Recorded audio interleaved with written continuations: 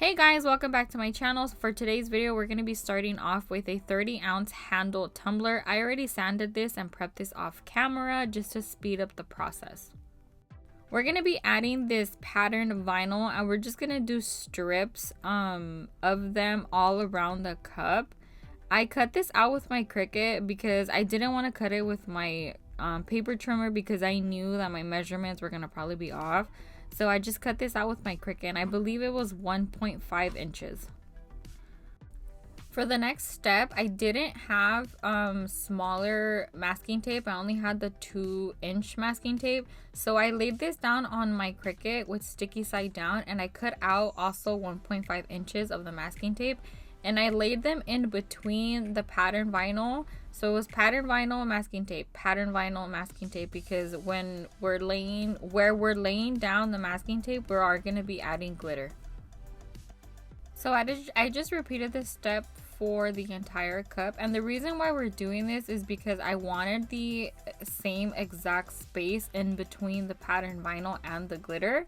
So that was my best way of doing it. And once I'm done, I remove the masking tape and I actually cover the pattern vinyl with the masking tape. So it just makes it a little bit easier to do it that way, at least for me. That way I protect my pattern vinyl from epoxy and glitter.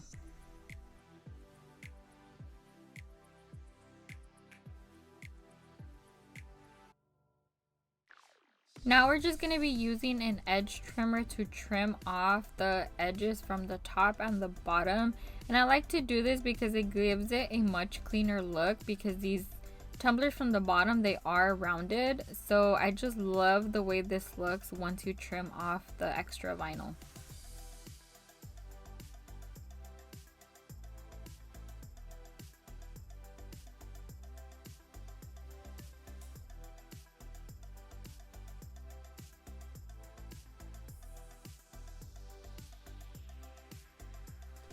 Now we're going to be using the same masking tape that we used earlier to put in between the patterned vinyls.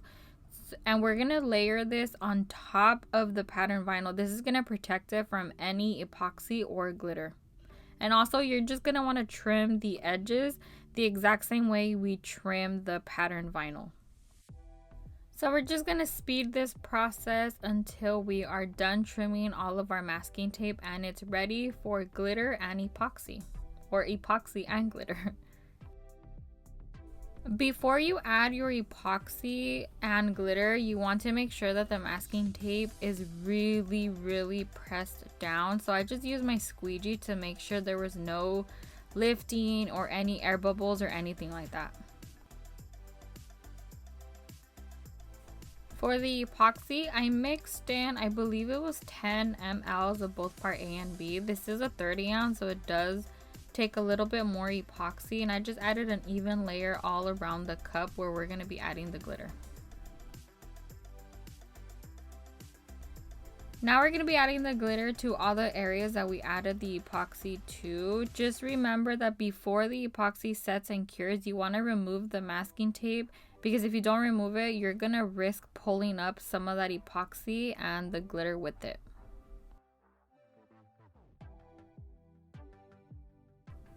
Before you do your heavy coat of epoxy, you want to seal in your glitter so it doesn't move and get all over the pattern vinyl. You could use clear gloss spray paint. It's what I used for this cup. You could also use like a water-based polyurethane sealer. I use spray paint just to speed up the process a little bit. And then I mixed 30 mLs of both part A and B, so a total of 60 of epoxy. And I did extra. You don't need that much for this cup, but I also had to finish the cup right next to it. So I just went ahead and mixed 30 mLs of both part A and B. Now you just want to take your heat torch to pop any air bubbles, and you're going to want to let this spin for about 8 to 12 hours or overnight.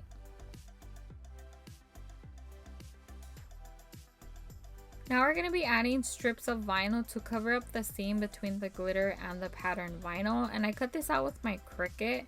I don't know the measurements of this. I honestly just eyeball every single thing, but I just cut this out with my Cricut, and then I laid them down as close to the line as possible so they could be straight.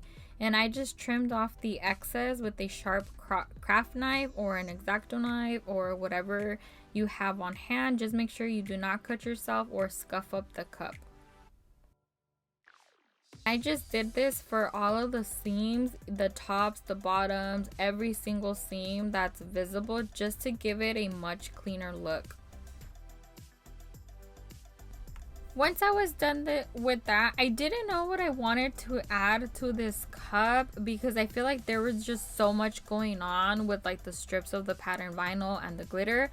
So I just went with this jolly that I found on Cricut Design Space, and I just used the offset feature in it as well to offset it with these 2 different shades of pink, and I just added it to the side of the cup, and I feel like it gave it such a cute look, and I absolutely love how this came out.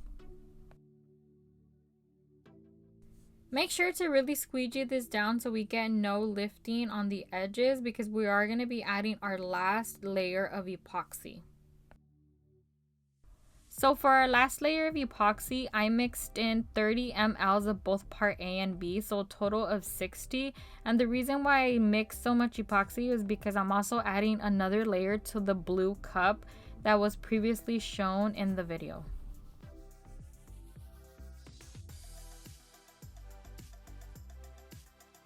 Once you're done adding your layer of epoxy, you want to pop any air bubbles with a heat gun or heat torch. I prefer to use a heat torch. And once you're done, you just want to let this spin for about 8 to 12 hours or let this spin overnight. I typically do overnight.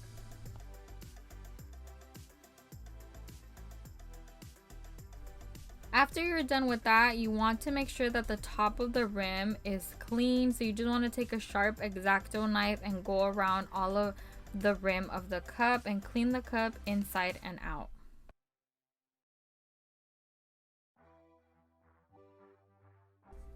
Once you're done with that, that's pretty much it. I hope you guys enjoyed this video. If you did enjoy it, please give it a thumbs up. If you aren't subscribed, please subscribe and hit the notification bell so you're notified whenever we do upload. Thank you.